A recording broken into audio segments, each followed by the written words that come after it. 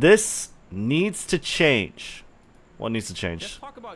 What needs to change, Josh? I think if I'm to take a look at this, it's like the top 8 prize winning. I think in YCS's, so Yu-Gi-Oh is a unique game. I think Pokemon might have the same policies too, but basically because Yu-Gi-Oh and Pokemon are marketed to children. I don't know about Pokemon, so let's just stick with Yu-Gi-Oh. But because Yu-Gi-Oh is marketed to children, and I'm pretty sure it's also because it has to do with being a Japanese card game, they can't give out cash prizes. So there are no cash prizes to like any official Yu-Gi-Oh event. There are no cash prizes whatsoever. They cannot do it. They have to give you like cash value in terms of like card packs or playmats or whatever. It's different with other card games like Magic the Gathering. Magic the Gathering, there are always cash prizes, right? That's like what it is. Like pro players have amount of earnings that they've won as a statistic that they have for themselves. But in Yu-Gi-Oh, it's literally only like card packs, playmats, maybe a trophy, right? Nothing, no cash. Nothing can be liquid. Even in the YCS, yeah. YCS prizes. You can have prize cards, but like cash. YCS prize pool doesn't offer cash prizes. It offers a unique set of goodies. So I wonder, does Pokemon? Let's take a look. I'm pressing P and it just puts PayPal. No, dude. What the? Hello? Oh wow. Wow. Even Pokemon has cash prizes. What the hell? Even Pokemon has cash prizes. I thought this game was for children. Huh. But not YCS. No Yu-Gi-Oh. No official Yu-Gi-Oh events have cash prizes. Apparently Konami's not giving out cash prizes was also Takahashi's wish before he passed away. No, it's been no. That's been his thing. Or maybe it was him, but it was not before he passed away. That's just been his thing since forever. It's been his thing forever. Like, not his thing. I'm sorry. It's been Yu-Gi-Oh's thing forever. Yu-Gi-Oh never gave out cash prizes. It's not just now, right? It's not just now. It's always been that way. And maybe it was Takahashi, I don't know, but Yu-Gi-Oh has never given out cash prizes whatsoever. Yu-Gi-Oh market are those who already have children, right? He didn't want players to be attracted by money, I guess. Yeah, that's stupid. But either way, let's take a look. Let's talk about Yu-Gi-Oh prize support real quick, because there was two things that raised this discussion in the last couple of days. Okay. The first and obvious thing was this. The new YCS prize card has been announced, and it is another verse card. Another verse Glutonia, another vanilla monster. This got a lot of mixed feedback, just like with another verse Dragon. Some people... Yeah, okay. It's a normal monster. That is really weird because it used to be prize cards when I was playing Yu-Gi-Oh! Used to be like things like Giant Hand. Not that Giant Hand. Like number 106 Giant Hand. This was a prize card, which was a pretty good prize card. Like, it's not like, it wasn't the best and it wasn't absolutely meta, but it was pretty good. You know, 2 level 4 monsters, generic. When a monster effect is activated, you could detach 2 materials, target that effect monster, and its effects are negated. Not bad. Minerva was also a prize card, and this card was actually pretty good. I don't know if it was exactly meta, but this card was actually pretty good. So she was also a prize card. So yeah, wow, okay. You're only getting normal monsters now. Interesting. Crush Card Virus was also a prize card. I see. People were in the camp of this card is obviously not a good Yu-Gi-Oh card, and therefore it's not a good prize card. It's not very fitting that this card is just a vanilla, and so on and so forth. Not only do we not give you cash, we're gonna give you shit cards. We're not gonna give you power cards, which, I mean, to be fair, that's not that bad. Or like, at least for like a normal player's perspective, you don't really want too much power to be gated behind like cards that are so hard to get, right? that you can't really buy. Minerva and Giant Hand, when they first were released as prize cards, they were going around for a lot of money. I'm pretty sure like Giant Hand, or Minerva. I'm pretty sure Minerva was, I mean, correct me if I'm wrong. I want to say 1,000, like over 1,000. When was this? August 8th, 2022. That's definitely not when it released. But okay, I mean, Minerva as a prize card, right, was going for around 4,800, right? It's come down definitely a lot to like 3K. It's definitely, I'm pretty sure it was like 1,000. I'm pretty sure it was in the thousands figure for Minerva. So you don't want to gate too much power behind cards that are, you know, legitimately thousands of dollars, obviously, right? It sucks if it's something that's especially like really good in your deck, right? So I definitely understand, you know, why they would do this, but at the same time, like, they've done it before, so it kind of sucks that only now they're changing it, I guess, for people who do happen to win, so, or people who want to enter these tournaments. It's like, what's the incentive now? It's definitely not cash. Personal opinion is that this card just looks cool, and in my book, that's all a prize card needs to do, is it needs to look cool, right? It doesn't need to be a good card. I would even argue the other way around. I think it is horrible when a YCS prize card is actually a good Yu-Gi-Oh card. Yeah, like, not really Giant Hand, but Minerva. Minerva was definitely a good card. You guys saying, oh, this card should be better than this, you guys should really think about what that would mean. If they made a meta-relevant YCS price card, it would be insane. Yes, it would be worth a lot of money, but it would suck, dude. It would suck. At a high competitive level, you would be forced to spend so much money on such a card if you could even afford it. It would be awful. Awful, awful, awful, awful, awful. A YCS price card should not be an exclusive top-tier level card.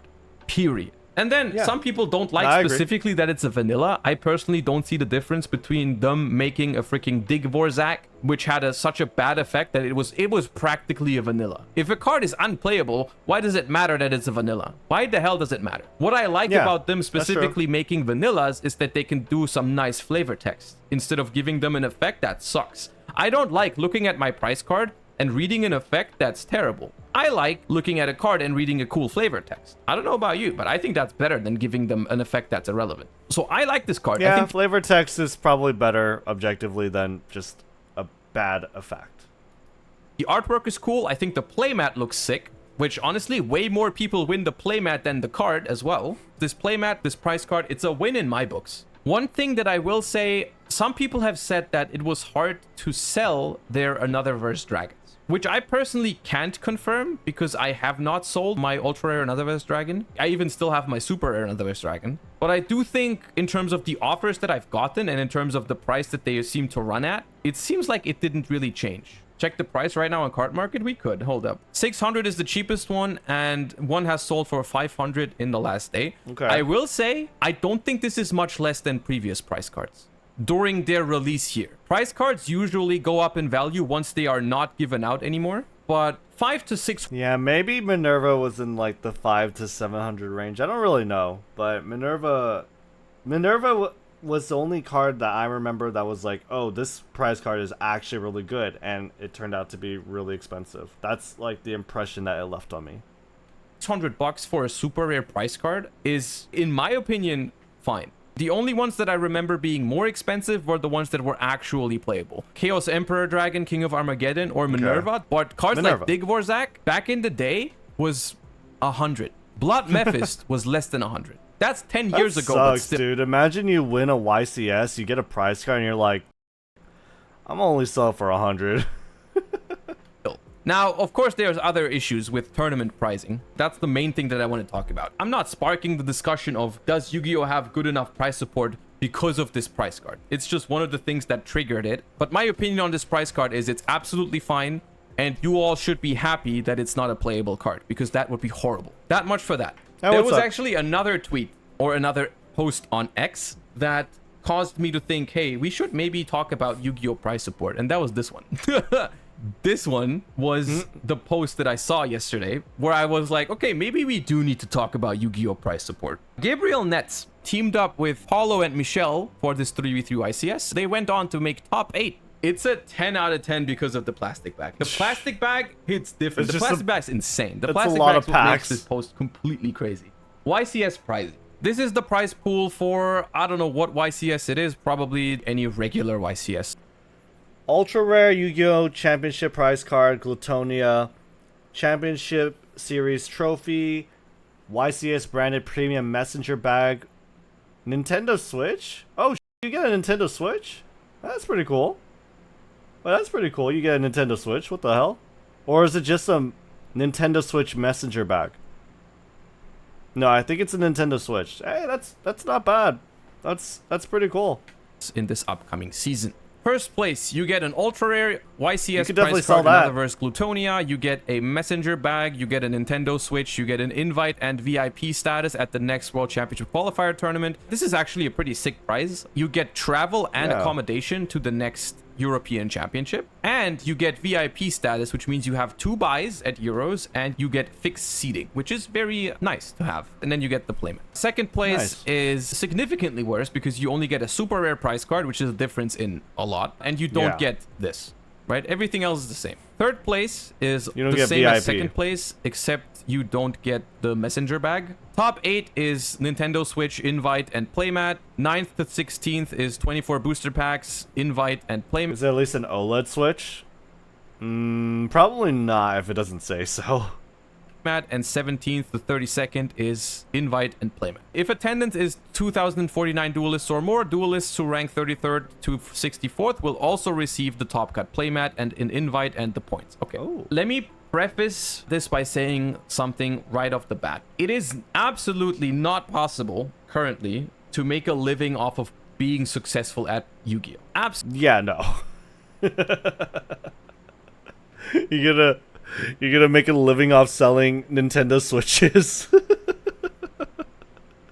You can make a living like being a Magic Pro. I'm pretty sure. It's still really hard, but definitely not Yu-Gi-Oh. Yu-Gi-Oh prize pooling is, you know, it's a joke. Absolutely not possible. But I will also say that I don't think that is something that's necessary. That is not something that we as a community, in my opinion, should be asking for. I don't think someone that's good at Yu-Gi-Oh! And does well at tournaments should be guaranteed to be living off of that. That is not the benchmark we're trying to hit, I think. I just don't think that can be the argument. Well, I mean, yeah, sure. There's no point in really asking for it because you'll never get it. But, I mean, I don't think it's wrong to want it. I don't think it's wrong to want it, to wish it, to think, hey, you know, this game that is very popular, that a lot of people do play, it'd be really cool if we had, you know, actual prizes. But, I mean, yeah, I'm not too sure I agree with that.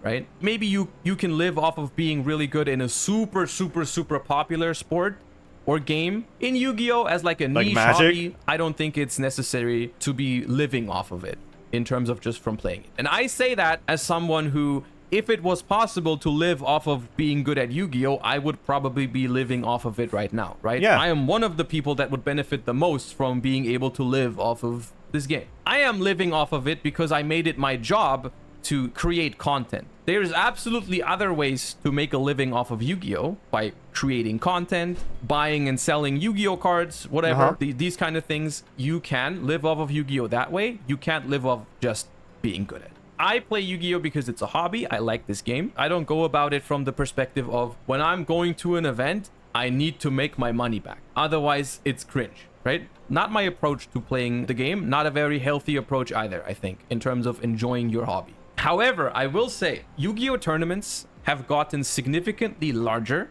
Also, that means it gets significantly harder to place in the top whatever. In Europe, I mean, I feel like even if, like, yeah, framing your hobby or framing the game that you play in terms of a job, even though like that definitely has its like I guess downsides, obviously, right? It would still, I would still think that it's a net benefit for everyone if there were actual prizes and there was an actually good incentive to play and take this game seriously. On one hand, on the other hand, like I can't really see many people taking this game that seriously either, just because of how Yu-Gi-Oh is. Yu-Gi-Oh isn't very competitive. It's just a sack fest, one or the other, right? One way or the other, it's just a sack. So I mean, it's still a game though, and people still play it competitively. People still regard it competitively. So I think that, better pricing would always be cooler. Europe, there used to be YCSs that had 500, 600, 700, 800 players. The max back in the day would be like 1,000, 1,200. That's what we would have for a normal YCS. Which means like if you get top 32 at a 600 player YCS, you're like in the top 5% of players or something. Nowadays, it's like YCSs easily fetch over 2,000 players. And making top 32 at that event, it's so much harder. And while the attendance of those tournaments has grown over the years, the prize pool has not changed. Yeah. Not even in the slightest. It has always been like that. It's always been top 32, playmat, top 16, booster box on top, top 8, console, 1, 2, 3 gets prize cards. This prize pool structure has pretty much not changed since the introduction of YCSs. Which I simply think is not appropriate when the game has been growing so much. Winning... Yeah, no, Konami doesn't want to put any more eggs in this basket. That's the only thing, right? It's like you can clearly see that Konami doesn't want to feed Yu-Gi-Oh. They don't want to feed Yu-Gi-Oh. Yu-Gi-Oh is just a thing that grows and for whatever reason is growing on its own, or rather has grown all the way up to now on its own, and they don't want to feed it, right? They don't ever want to feed and put more money into it, because why would they when it was something that was already growing on its own, right? So yeah, it's it does suck, but I don't, that's what Konami's whole that's just Konami's default mode. That means that even during the multiple Yugi booms, they didn't up the ante. They took, if it ain't broke, don't fix it, way too literally. Pretty much, right? It's more like, if it's going to grow on its own and it's going to make money on its own, then let's just let it make money on its own, and we could take that money, put it to something else, maybe. Pocket that. Make a different card game. Call it Rush Duel, right? I don't know. It sucks. It definitely sucks to see Yu-Gi-Oh and the Yu-Gi-Oh community just continually get shafted, and they don't even know. And I don't think they even care. But, that's another thing, I guess. Being a YCS, I don't care about the prize pool at all. I'm gonna be honest with you right here. When you win a YCS, you don't care that you could be getting more. It still feels amazing. Yeah, the people true. I do feel for, and where it really sucks, is if you come close to winning a YCS. If you top 32, top 16, top 8, top 4. You're barely not winning, which already feels bad. Icing on the cake is you get a playmat. And that just doesn't feel good. I think it's just frustrating to all the people in top 64, top 32, which went through so much hassle, travel. Dude, imagine you're in a tournament of around 1,200 people. You manage to squeak by and get top 64. Top 32, sorry. And all you get is a fucking playmat. Oh, God. Oh, no. Yeah. That sucks.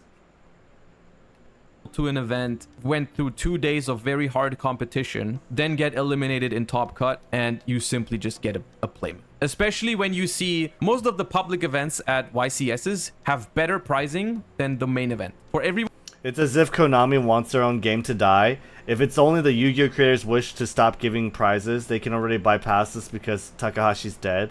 They only lack the will. It's not really that Konami wants the game to die. It's more like they don't care to make it grow. Right? They don't care to grow it. They don't care to feed it. They don't care to, like, put money into growing the game. Because why should they? The game is doing decently well on its own, and it's had its periods of growth solely from them doing nothing. If they did nothing and the game continued to grow, then what's the point? You know? The point, obviously, I guess, would to get more money, right? Potentially. But that's just not how they saw it. I think the way they saw it was, this was a very... It's like a side project almost, or like a side hustle, you know? And what they're going to do is just reap all the benefits from it and not want to put any investment into it. So, it sucks. I've been in this game for years. They've been getting away with the weirdest decision for years. I don't really think it's that weird.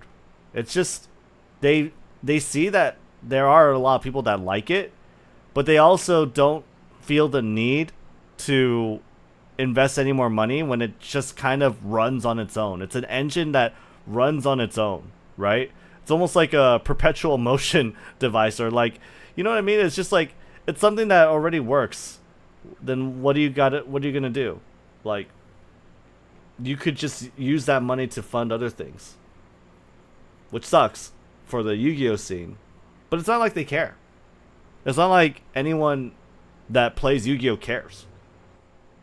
everyone that doesn't win the main event, there's like better public events. Like if you win a giant card at a public event, you're looking at way over $1,000 these days. That's around the same as second place in the main event of a YCS. In North American YCSs, it can be even worse because they have those side events that give you those uncut sheets of the main sets. Ooh. Those are insane money. Those are worth more than if you win the YCS. Damn.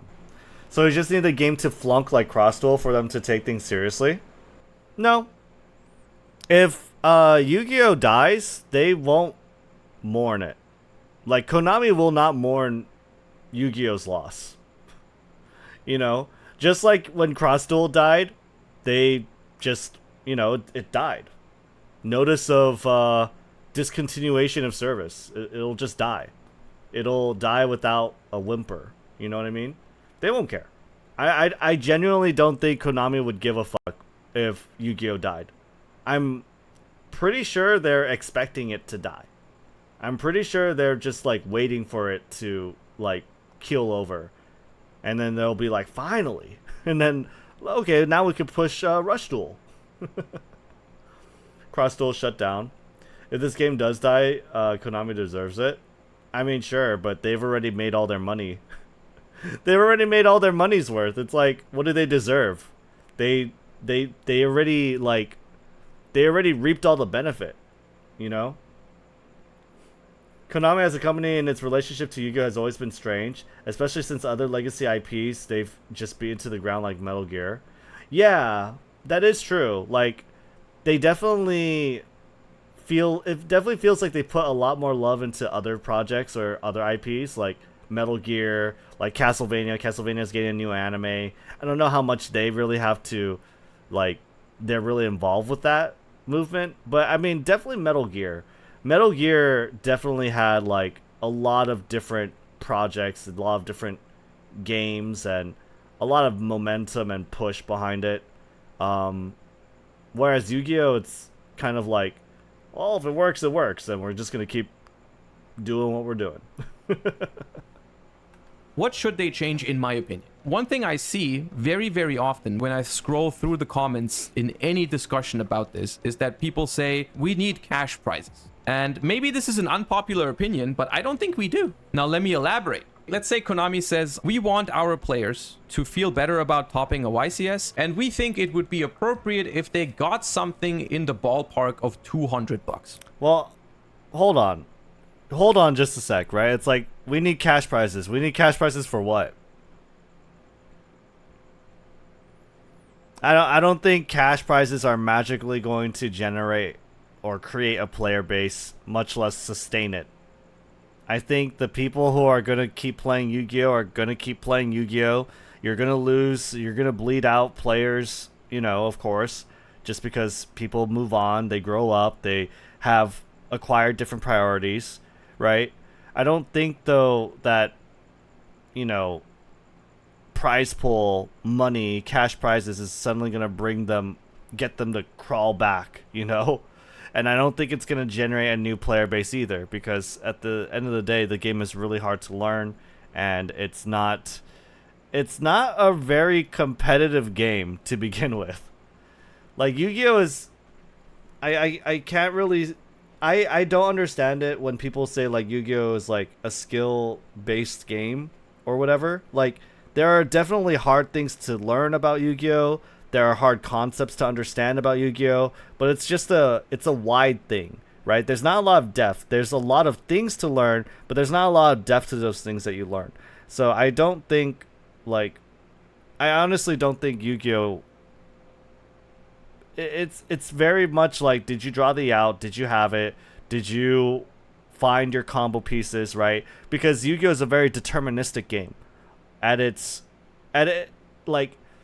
Inherently, Yu-Gi-Oh is a very deterministic game because you have so many archetypes, and generically, all archetypes do this. They have searchers, they have usually a negate, right, a silence, or omni-negates, right? That's typically what it is. And other strategies that are different from that are only more recent, like purely, I guess it's like a tower, and the tower also has disruption where, you know, they bottom deck your things, but it's still like removal, right? Tearlaments, but Tearlaments has Soliek as a monster effect negate, right? What else is there? Let's see over here. I think I wanted to say something else. Oh, Mikanko. Mikanko is like, it's just a really funny strategy. It's never gonna be like very good. You know what I mean? So it's like, even like, I don't know. I feel like Yu-Gi-Oh is way too deterministic for it to be skill based. You know, there's not a lot of things you're mitigating in terms of like RNG and like other card games. So it really is like, did you draw your combo pieces or did you draw the out? You know, it kind of boils down to these questions, and I don't think there's a lot of depth to that, personally. Master Duel is uncompetitive in my opinion. Yu-Gi-Oh is for sure designed for best of 3. I don't even think even best of 3, even side decking, I don't think is that. It doesn't magically make Yu-Gi-Oh more competitive. I really don't think so, because side decking still is all about you putting blowout cards in your deck, and you're putting cards that blow out the other cards. You know, like, one card win the game. Right? And it's a matter of, did you draw the cards that you side decked or not? A lot of the times that's what it comes down to. So I don't really think that's a lot of like, I don't think that's very skillful. It's just, did you draw or not? It's an RNG bonanza, if anything. No, it's not. Yu-Gi-Oh is like, it's RNG in a certain aspect, of course, like inherent to all card games, of like, did you draw certain cards? But because Yu-Gi-Oh put so much emphasis on just that, on just if you drew the cards, it's very deterministic. And it's only dependent on that factor. Or top 32. They want to give you something that's worth $200. Probably more because of taxes, but let's leave that out of the equation for now. I consider deck building a skill. Despite some cards being brainless, I still feel using good cards in the correct way is educated if not skilled. Deck building, I don't really feel like there's a lot in terms of deck building for Yu-Gi-Oh personally, just because Yu-Gi-Oh is archetypical, and once you choose an archetype, pretty much half your deck is already chosen for you, right? In terms of side decking, in terms of building the rest of the deck, yeah, it's like there's some skill involved, but not. I don't know. I feel like that is all it is then, you know? It is just the deck building. Execution for Yu-Gi-Oh! I don't think is that, you know, I don't think it's that deep. I don't think it's that deep. And with regards to like deck building,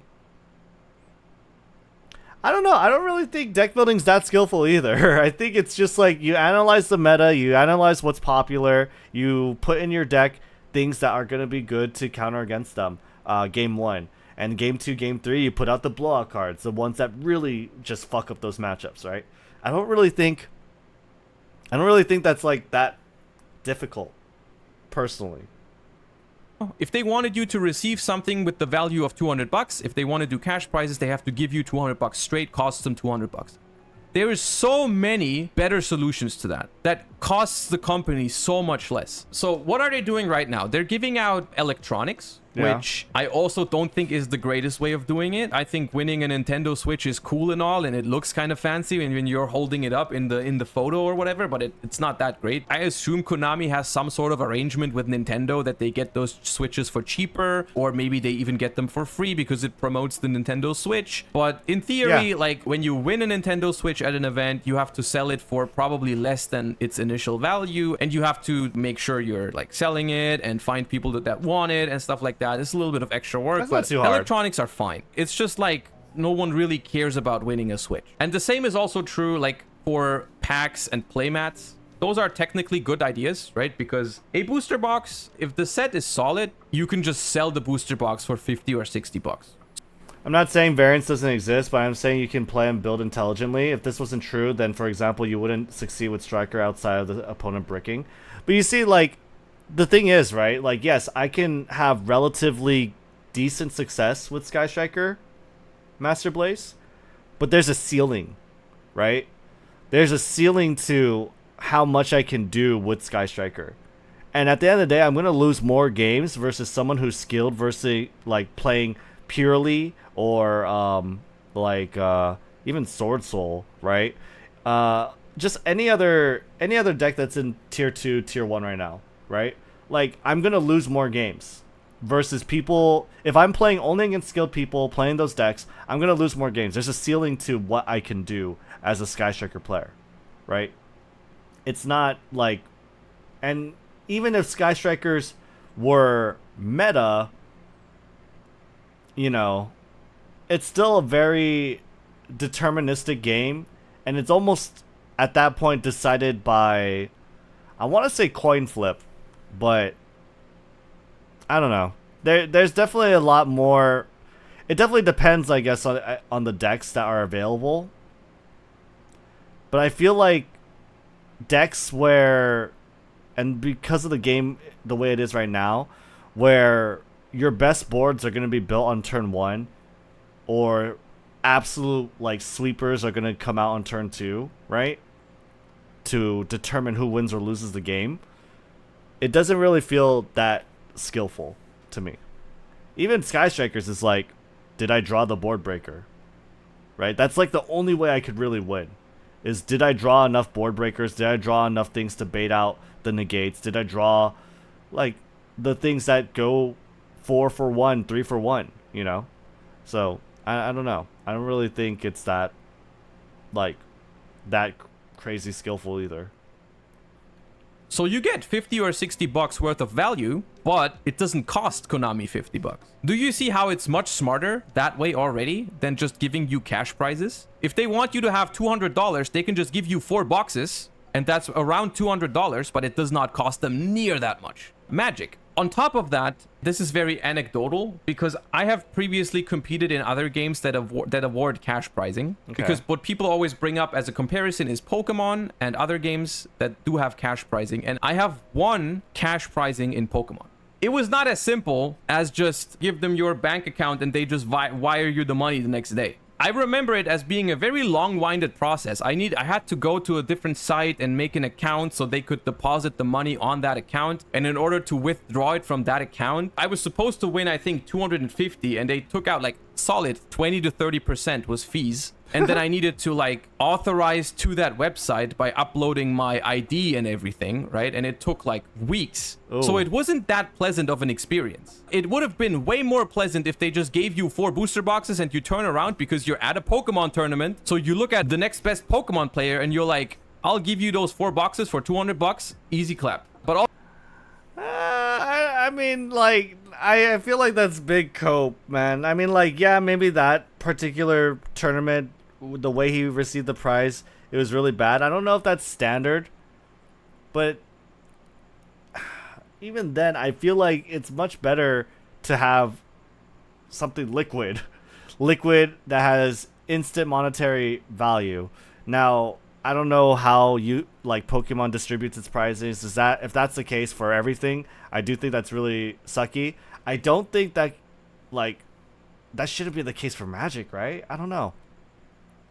Also, that was 6 years ago. Maybe they improved their system. I don't know, but it was not as good as people make it out to be. The same is also true for Legends of Runeterra. Legends of Runeterra is a game that has cash prizing for their tournaments. Okay. And I was very actively playing that game in 2021 and made like top cut at a bunch of the equivalent to their YCSs. In Wow. Runeterra, it was a little bit simpler. I think you gave them your bank account and they would wire it, but it would take like up to like 6 months or something. That can't. What the fuck? That's what? Is that real? That's crazy. Wow. Okay. Be the best solution. Konami Maybe because he's in EU and Riot's in NA. I don't know. I really don't know. That's fucked up.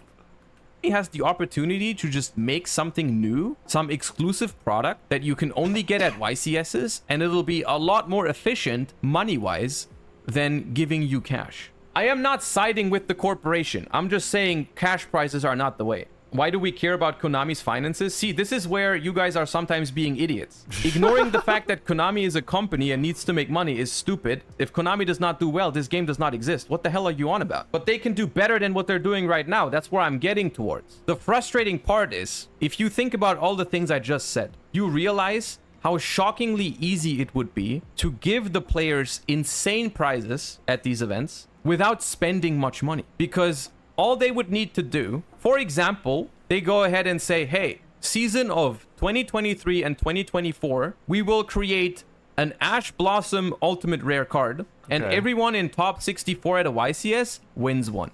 Literally, that entire year of printing Ash Blossoms in Ultimate Rare costs them $10. Not even. It's not even relevant to the company in the grand scheme. But the payoff to the community would be insane. Think about how much that card would be worth. The top 64 YCS exclusive Ash Blossom or any other card, really, in an exclusive rarity, it would just be so good. Lowballing maybe 300, 400, 500, but could easily be more than that. For everyone who tops a YCS. And now suddenly, everyone that tops a YCS is just happy. And they don't even have to pay anything for it. And that's the frustrating part. The frustrating part is that they don't try to find a solution like that. That's a very good point. That is a very good point. That's a very good, like, wow, I did not think about that. Yeah, no, I mean, exclusive rarity, Ash Blossoms, these staples, it would not cost them anything. It wouldn't cost them anything. It would be really good. It would be really cool for the community. Why don't they do it?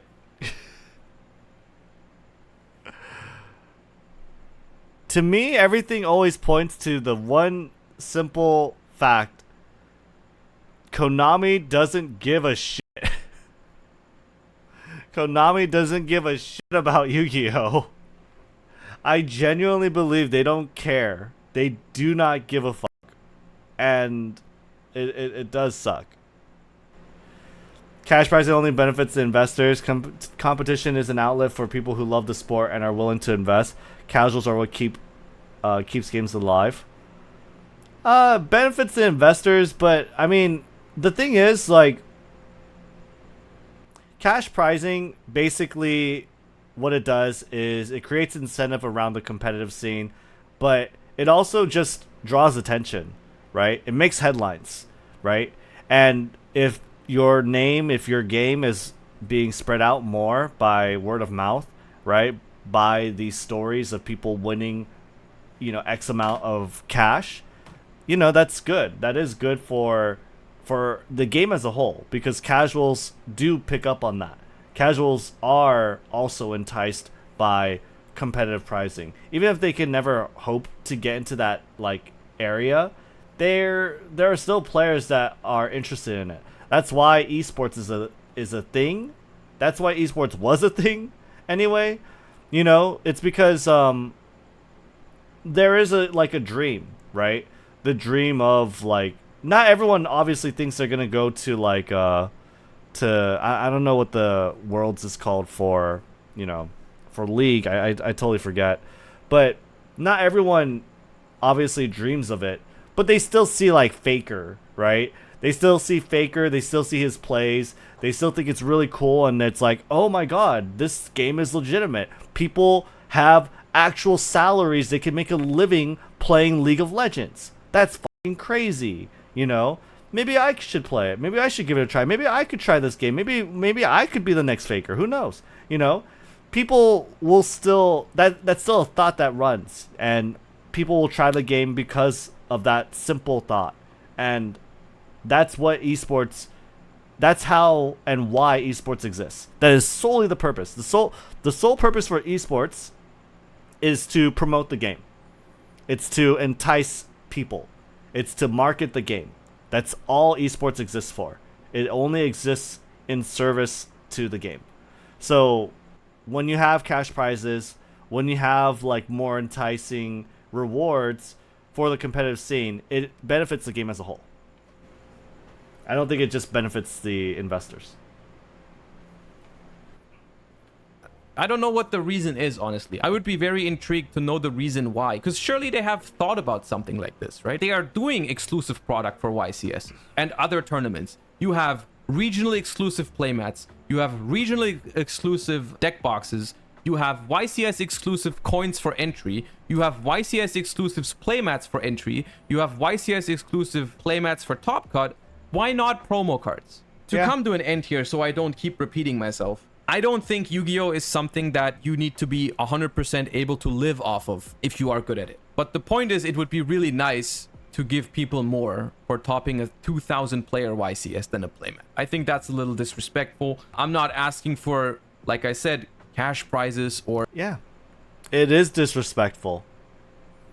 And that's all, like, that's like all Konami has ever done to the Yu-Gi-Oh fan base, is constantly disrespect them by neglecting them, by not really giving a shit.